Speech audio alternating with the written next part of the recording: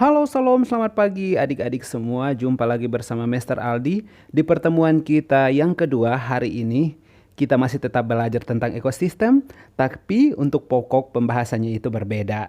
Hari ini kita akan belajar tentang rantai makanan dan jaring-jaring makanan dan piramida makanan. Yang pertama adalah rantai makanan dan jaring-jaring makanan. Setiap makhluk hidup memerlukan makanan untuk memperoleh energi.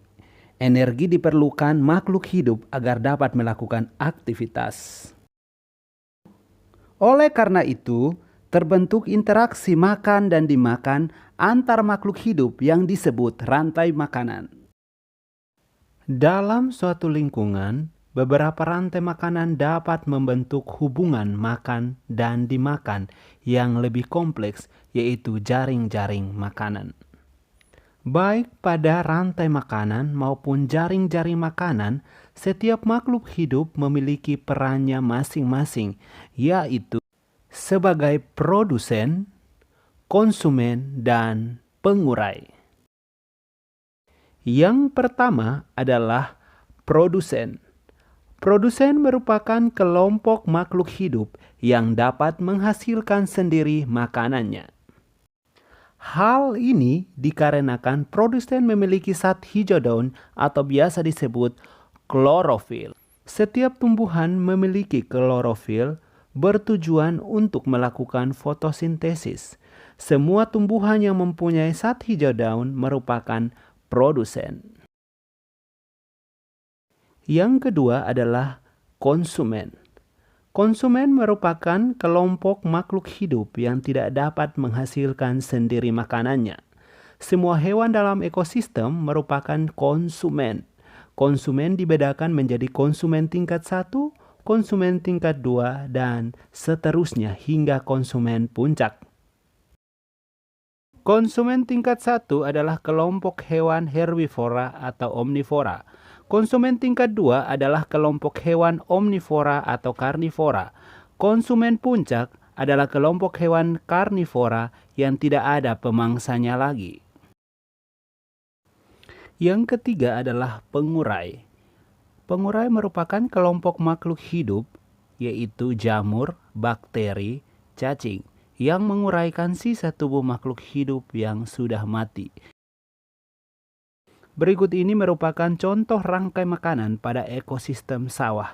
Yang kita lihat bahwa produsen adalah padi, konsumen tingkat 1 adalah tikus, konsumen tingkat 2 adalah ular, dan konsumen tingkat 3 atau puncak adalah burung elang. Decomposer merupakan pengurai yang berfungsi untuk membusukkan hewan yang sudah mati supaya dapat menyuburkan tanaman. Nah, adik-adik semua, dalam sebuah rantai makanan, contohnya ekosistem sawah, terdapat ular di dalamnya dan ular tersebut dibasmi, maka tikus akan merajalela karena tak ada yang memangsa. Di mana tikus akan bertambah banyak, berarti padi akan berkurang. Karena tikus bertambah banyak berarti padi akan berkurang. Dan jika padi berkurang, berarti tikus akan berkurang karena padi berkurang. Jadi tikus akan berkurang karena persediaan makanan berkurang. Dan ular pun juga berkurang dan elang pun juga berkurang. Tapi kalau misalnya tikus berkurang, berarti padi akan bertambah banyak.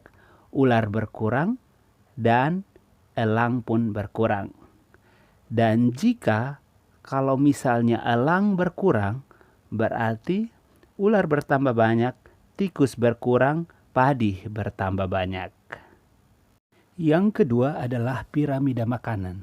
Nah, adik-adik semua, peran setiap makhluk hidup dalam suatu ekosistem dapat dikelompokkan dan disusun dalam bentuk piramida makanan.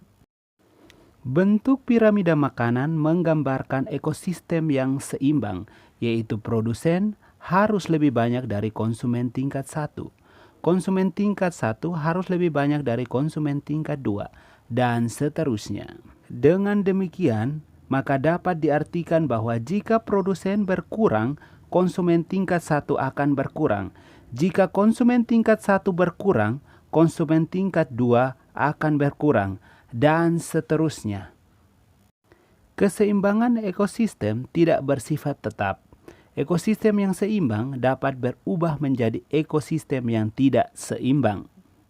Dengan demikian, maka bagaimana dengan keadaan ekosistem yang tidak seimbang?